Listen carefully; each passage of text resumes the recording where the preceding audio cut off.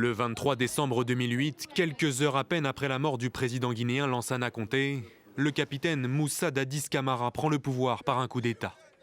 Très vite, il promet l'organisation d'élections et assure qu'il ne s'y présentera pas.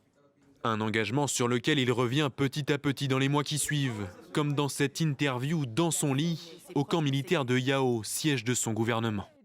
La Guinée deviendra un État démocratique. Pour le moment, si je dois être candidat, si je ne dois pas être candidat, ce n'est pas ce qui m'intéresse. Je suis le père de la nation.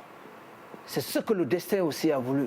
L'opposition décide alors d'organiser une grande manifestation le 28 septembre 2009, anniversaire du référendum de l'indépendance de la Guinée. Pour marquer le coup, elle choisit le plus grand stade de Conakry et y maintient le rassemblement malgré son interdiction par le gouvernement. Face à une foule de près de 50 000 personnes, les bérets rouges de la garde présidentielle et la police s'adonnent à une répression sanglante. 156 personnes sont tuées selon l'ONU, 109 femmes violées par des militaires. Au lendemain du massacre, Moussa Dadis Camara nie toute responsabilité. Il assure avoir perdu le contrôle de l'armée. L'événement m'a débordé. Cette armée, je ne contrôle pas toutes les activités. J'ai hérité d'une armée où la hiérarchie n'est jamais respectée, où le caporal peut dire merde à un colonel, à un général.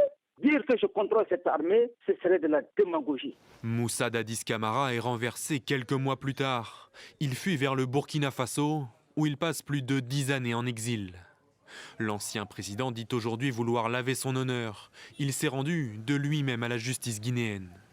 À ses côtés, 10 autres anciens responsables dans le gouvernement de la junte comparaissent pour les exactions commises le 28 septembre 2009.